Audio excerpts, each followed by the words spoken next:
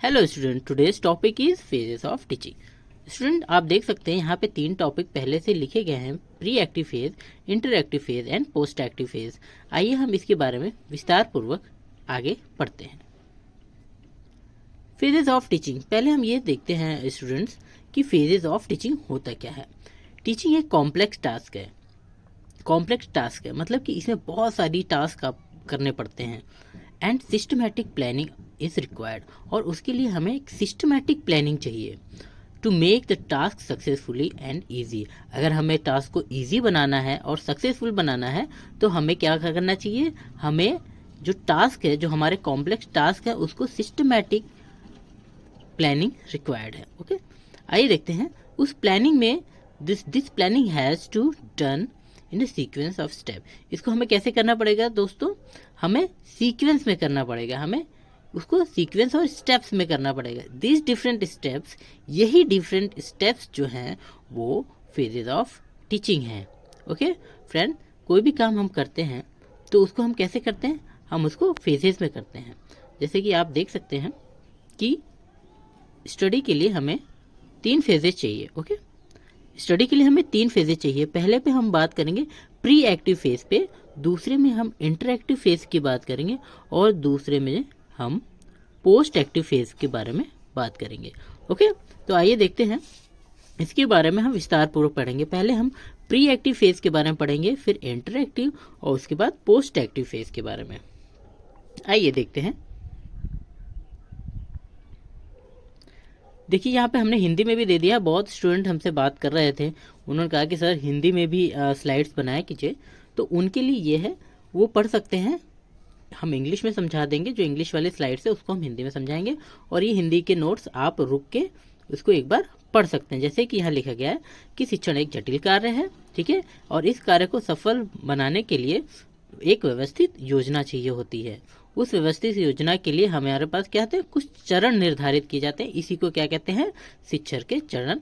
शिक्षण के चरण यानी फेजेस ऑफ टीचिंग। ओके, आइए आगे बढ़ते हैं। पहला जो स्टेप है प्री एक्टिव फेज, पहला क्या है, प्री एक्टिव फेज। ये इस फेज को हम क्या कहते हैं, प्लानिंग फेज भी कहते हैं। इस फेज को हम और क्या कहते हैं, इस फेज को हम प्लानिंग फेज भी कहते हैं। इस फेज को हम प्लानिंग फेज भी कहते हैं ऑफ टीचिंग का। ये एज द नेम सजेस्ट, ये नेम आपको बता रहा होगा कि इस फेज में हमें क्या करना पड़ता है। मेनली ये हमें क्या होता है, प्रिपरेशन ऑफ टीचिंग। इसमें हमें क्या होता है, प्रिपरेशन ऑफ टीचिंग होती है। हम टीचिंग के प्रिपरेशन करते हैं कि हमें टीचिंग में क्या पढ़ाना है, कैसे पढ़ाना है। ओके, हमारे मेथड्स क्या क्या होंगे, हमारे टॉपिक्स क्या क्या होंगे, कैसे हमें बच्चों से इंटरेक्ट होना है, कब हमें इस टीचिंग एड को दिखाना है, हमें कौन सा मेथड यूज़ करना है, ये सब हम पहले इस फेज़ में इंक्लूड कर लेते हैं। किस फेज़ में, ये प्री एक्टिव फेज़ में हम ये कर लेते हैं। ओके, यानी क्लास में एंटर करने से पहले टीचर जो भी कुछ एक्टिविटीज़ को डिसाइड करता है उसकी हम पहले से प्लानिंग कर लेते हैं। जो भी उसको एक्टिविटी करना है उसको हम पहले से प्रिपेयर कर लेते हैं। देखिए हिंदी में भी है पूर्ण सक्रिय का चरण। इस चरण में क्या होता है कि इस चरण को और नाम से भी जानते हैं, ठीक है, नियोजन के नाम से जानते हैं, नियोजन चरण के नाम से जानते हैं। इसमें हम सभी गतिविधियां जो भी शामिल होती हैं कक्षा में उसके विषय में पहले से ही एक प्लानिंग करना। Okay, there are some following steps. Okay, यहाँ कुछ स्टेप्स पहले से निर्धारित करने पड़ते हैं क्लास में जाने से। जो हम प्री एक्टिव फेज पढ़ रहे हैं उसके भी कुछ स्टेप्स होते हैं, उसमें भी कुछ फेजेस इन्वॉल्व होते हैं। जैसे कि फिक्सिंग ऑफ गोल, हमारा क्या होना चाहिए, कुछ एक्टिविटीज़ इन्वॉल्व होते हैं। जैसे पहला है फिक्सिंग ऑफ गोल। ओके, आपका गोल फिक्स होना चाहिए, आपके ऑब्जेक्टिव्स तय होने चाहिए। ओके, आपके पढ़ाने का जो मेन एम है, उद्देश्य है, वो तय होना चाहिए पहले से। फिर डिसाइडिंग द सब्जेक्ट डिसाइड होना चाहिए। ओके, कि आप कौन सा सब्जेक्ट पढ़ाएंगे, उसमें टॉपिक क्या होगा, सब टॉपिक क्या होगा, आज कितना टॉपिक ख़त्म करना है, ये सब पहले से डिसाइड होगा।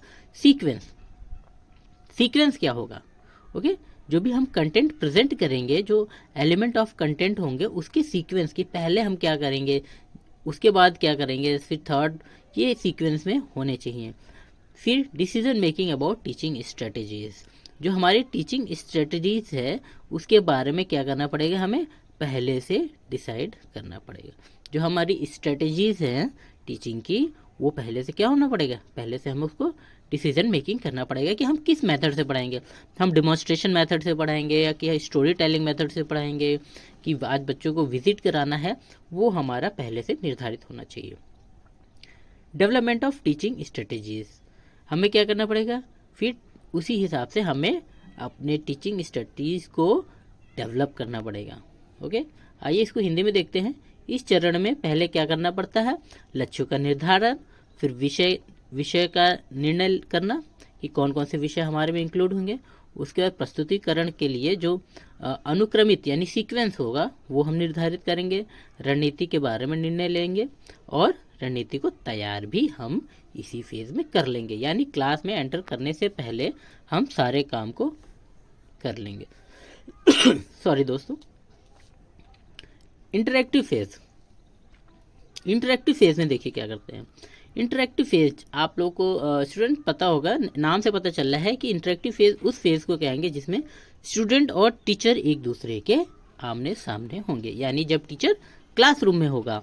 तो सेकंड फेज जो है वो क्या है, एक्चुअली टीचिंग लर्निंग टास्क, जहाँ टीचिंग लर्निंग टास्क होगा, teaching learning task takes place, sorry teaching learning takes place, जहाँ आपकी टीचिंग लर्निंग होगा, वही उसी फेज को क्या कहेंगे, इंटरैक्टिव फेज कहेंगे।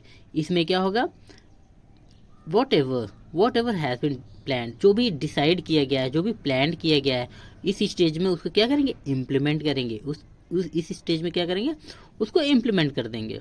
हेयर टीचर, यहाँ पे क्या होगा, here the teacher and the student are actually participating, यहाँ पे टीचर एक्चुअली पार्टिसिपेट करेगा, किसमें, टीचिंग लर्निंग प्रोसेस में।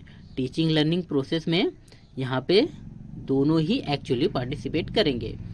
दिस फेज इंक्लूड, इस फेज में ऑल द एक्टिविटीज़, वो सारी बिहेवियर्स, एक्टिविटीज़, थिंग्स, वो सब होंगे between the time of teachers enter in the classroom and, जो भी डिसाइड किया गया है कि टीचर क्लास में जाने के बाद जो भी डिसाइड, इस फेज में क्या होगा, जो भी डिसाइड किया गया, all the activities, behaviour, things done between the time teacher enter in the classroom and the time when the lesson or subject content has been delivered by him. ये कब होगा, ये सारे, जब ये जितने भी एक्टिविटीज़ और फेजेस ये पहले से निर्धारण किए गए हैं, इस फेज में वो सारी ही एक्टिविटीज़ को एक्चुअली पार्टिसिपेट किया जाएगा, एक्चुअली उसको किया जाएगा। ओके, नेक्स्ट देखते हैं हिंदी में कि यह शिक्षण दूसरा चरण है। ओके, जहाँ वास्तविक शिक्षण अधिगम होता है। ओके, नियोजन स्तर पर भी जो योजना बनाई गई है या तय की गई है उसे इस स्तर पर लागू किया गया है। ओके, लागू किया जाएगा। ठीक है, यह शिक्षण में शास्त्र में छात्र वास्तव में शिक्षण अधिगम प्रक्रिया में भाग ले रहा होगा। ओके, इस चरण में शिक्षक द्वारा जो भी कक्षा में प्रवेश करने से पहले निर्धारण किया गया है वो यहाँ पे व्यवहारिक रूप से उसको करना पड़ेगा। ओके, इसके भी कुछ स्टेप्स हैं दोस्तों, जैसे कि हमने अभी देखा कि प्री एक्टिव फेज के कुछ चरण थे, कुछ एक्टिविटीज़ थे, इसकी भी इंटरएक्टिव फेज की भी कुछ एक्टिविटीज़ हैं जो कि उसको क्लास में करना पड़ेगा। जैसे कि परसेप्शन मतलब कि क्लास में एंटर करने के बाद वो अपने स्टूडेंट के बिहेवियर को क्या करेगा, नोटिस करेगा।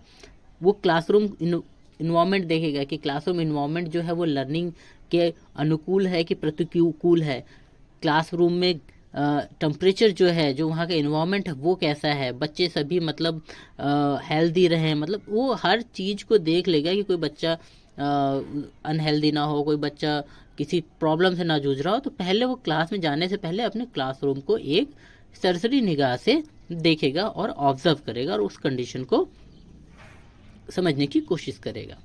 फिर है डायग्नोसिस ऑफ लर्नर, फिर लर्नर को डायग्नोस करेगा, जो उसके वहाँ लर्नर है उसको क्या करेगा, डायग्नोस करेगा कि ये लर्नर मतलब किस प्रकार के हमारे क्लास में किस टाइप के लर्नर्स हैं, उनका लेवल क्या है, रूरल हैं कि अर्बन एरिया के हैं, ये सब वो क्या करेगा, डायग्नोस करेगा अपने लर्नर्स को। ओके, फिर है रिएक्शन एंड और अचीवमेंट। देखिए, जो टीचर जो भी कार्य करता है क्लास में उसका सबसे मुख्य उद्देश्य होता है अचीवमेंट। सबसे मुख्य उद्देश्य क्या होता है स्टूडेंट, सबसे मुख्य उद्देश्य उसका होता है कि हमें इस क्लासरूम से कुछ क्या करके जाना है, कुछ अचीव करके जाना है या बच्चों को कुछ अचीव करा के जाना है। ये उसका एकमात्र उद्देश्य रहता है क्लास में आने का। उसके लिए उसे क्या करना पड़ेगा, 4 स्टेप्स बताए गए हैं। अचीवमेंट को फाइंड आउट करने के लिए उसको पहले स्टिमुलाइज जो होती हैं, जितने भी स्टिमुलस होते हैं उनका सिलेक्शन करना पड़ेगा कि वो क्लास में जाके किस तरह के स्टिमुलस को दिखाना चाहता है, किस तरह के स्टिमुलस को दिखाएगा। देन प्रेजेंटेशन ऑफ स्टिमुलाई, जो भी उसने स्टिमुलाई लिया है उसको क्या करेगा, प्रेजेंट करेगा बच्चों के सामने। फीडबैक एंड रीइंफोर्समेंट, फिर बच्चों का फीडबैक लेगा और उनको रीइंफोर्स करेगा। थर्ड है development of teaching strategies. Okay, फिर क्या करेगा, उस हिसाब से बच्चों के फीडबैक के हिसाब से वो अपने स्ट्रेटजीज को क्या करेगा, डेवलप करेगा। ओके, कुछ कमियां रहेंगी तो उसको नोट डाउन करेगा, जिसको आगे आने वाले समय में वो उसको डेवलप करेगा। ओके, थोड़ा बहुत उसको अगर थोड़ा बहुत उसको मॉडिफाई करना है अपने प्लानिंग में, वो भी वो वहाँ कर सकता है। नेक्स्ट हिंदी में देखते हैं। पहले वो क्लास में जाने के बाद क्या करेगा, पहले वो क्लास में जाने के बाद अनुभूति, ओके, अनुभूति करेगा, बच्चों को जानने की कोशिश करेगा, जो उसके लर्नर हैं उनका निदान करेगा, जो भी उनका जो स्टूडेंट को जो प्रॉब्लम है, जो उसने जो डायग्नोज किया है, जो भी उसको प्रॉब्लम्स है बच्चों को, उसका निदान करेगा। ओके, थर्ड में प्रक्रिया या उपलब्धि, जो भी उसकी प्रक्रिया है या उपलब्धि है उसको फाइंड आउट करेगा। इसके लिए उसको क्या करना पड़ेगा कि 4 स्टेप, उद्दीपन का चयन, प्रस्तुतिकरण, और यहाँ पे इस बच्चों इसको काट दीजिएगा, ये यहाँ पे होगा पुनर्बलन। इसको हम जो साइकोलॉजिकल लैंग्वेज में है उसे हम पुनर्बलन कहते हैं। ओके, ये प्रतिक्रिया या पुनर्बलन शिक्षण रणनीति को की तैयारी। ओके, आगे बढ़ते हैं।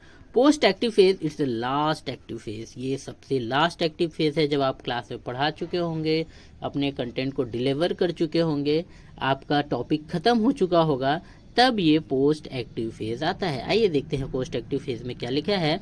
ये सबसे सिंपलेस्ट, ये सबसे क्या है, सिंपलेस्ट स्टेप है, सिंपलेस्ट फेज है टीचिंग का। ओके, इसमें कुछ नहीं करना पड़ता है, nothing but evaluation of operation. देखिए लिखा तो है कि ये सबसे सिंपलेस्ट है, बट ये उतना सिंपल नहीं है, क्योंकि इसमें आपको खुद को भी इवेल्युएट करना है और आपने जो कंटेंट बच्चों को डिलीवर किया है उसका भी आपको इवेल्युएशन करना है। तो ये बहुत ही सिंपल स्टेप्स नहीं है। दिस फेज, इस फेज में क्या होता है कि जो भी टीचर द्वारा बताया गया है वो क्या करेगा, इफेक्टिवनेस को क्या करेगा, चेक करेगा। जो भी इफेक्टिवनेस है किसका, टीचिंग के इफेक्टिवनेस को क्या करेगा, इवेल्युएट करेगा।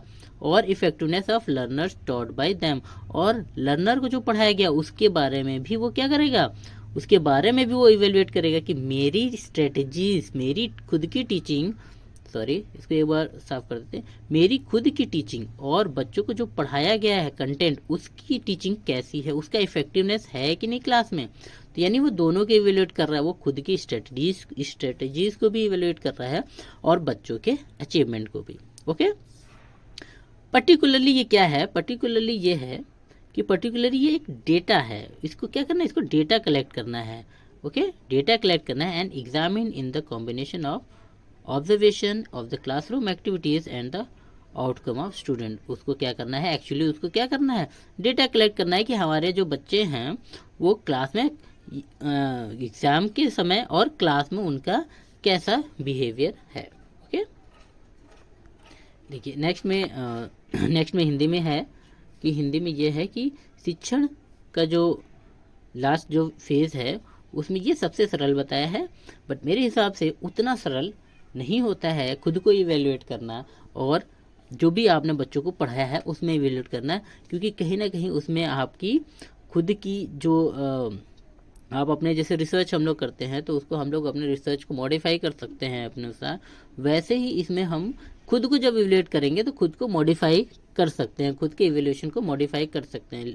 इसीलिए ये बहुत ही कठिन कार्य है खुद को इवेल्युएट करना। इंसान दूसरों को इवेल्युएट करने में लगा हुआ है, दूसरों